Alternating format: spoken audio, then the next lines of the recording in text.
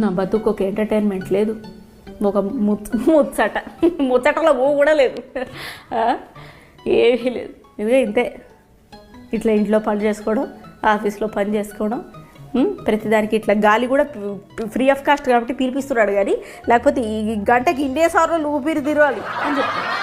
ఏమంటే హెల్త్కి మంచిది, పిచ్చి లాజిక్లు అది చెప్తాను.